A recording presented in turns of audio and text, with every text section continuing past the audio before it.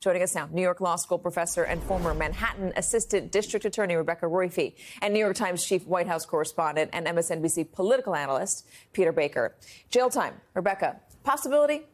I think it's a possibility. I think it's unlikely. Look, the theme for Alvin Bragg has been no man is above the law. Treat this person as you would treat any other person. And it is true that President Trump has treated these proceedings with contempt and, violated gag orders repeatedly. And that is the kind of thing that a judge normally does take into account when determining whether or not jail time is appropriate. That said, obviously, there are so many complications in a case like this that I do think it probably would be unlikely. Let's play what Donald Trump says about jail time.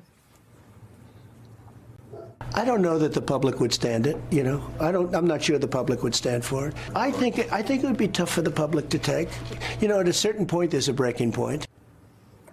Okay, so he says that about jail time. What if he's not going to get jail time? What could he get?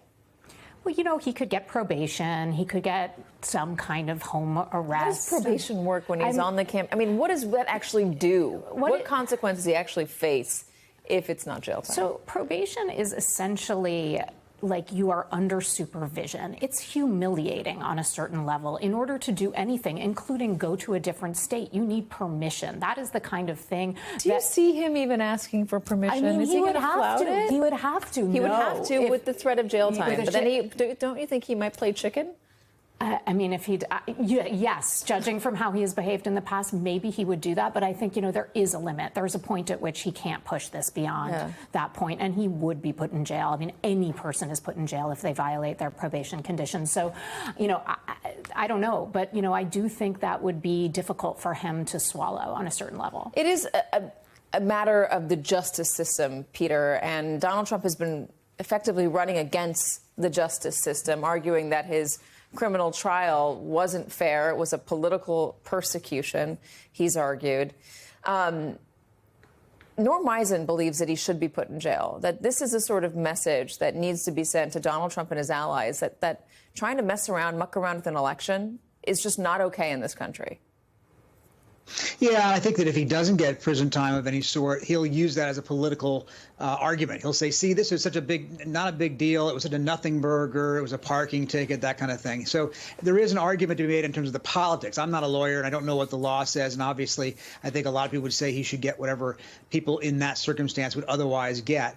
But no question that I think in the political sphere, there's a lot at stake. Now, listen to him say people will rise up. I haven't seen people rise up. He said that about a conviction. I don't see mass protests in the streets. I don't know if you have, but I haven't seen that. I haven't seen that over the 4 indictments. I think he's over predicted before the reaction of people. But clearly, obviously, his base is on his side. It hasn't abandoned him in large droves, and they may make their feelings known in November if they decide this is unfair. So it's still a ball up in the air. We don't know where it's going to go. Peter, there's also increased chatter online in some of the, I'm going to call them the darker corners of the web, but they're increasingly not so dark, calling for violence and calling for doxing the jury and violently going after the jury. This is all happening.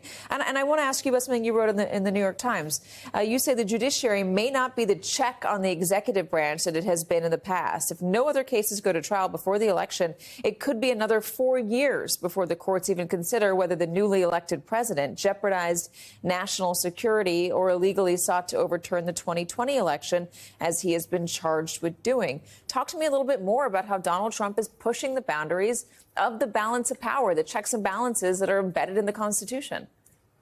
Yeah, I mean, look, lawyers and members of the judicial system will talk about why it has taken so long to get to the point where we're at today, where we have one trial but not the other 3, and why we might not get those other 3 this year. And there are probably lots of good substantive reasons. But in the larger scale, in larger sense of things, from the 30,000-foot level, the idea that we'll have gone 4 full years since his presidency without a resolution of whether or not these matters constitute crimes, the bigger matters we're talking about in terms of classified documents, and particularly the idea of overturning a democratic election that he knew knew he had lost. The fact that we won't have a judicial resolution of that indicates that obviously the judicial system isn't capable of rendering a judgment in a timely enough way to make a difference. And that's a big deal. Now, if he goes to the Oval Office, if he wins this fall, imagine what that will be. We'll have a felon in the Oval Office who will have survived 2 impeachments, 4 criminal indictments, multiple civil judgments for sexual abuse, business fraud, and so on.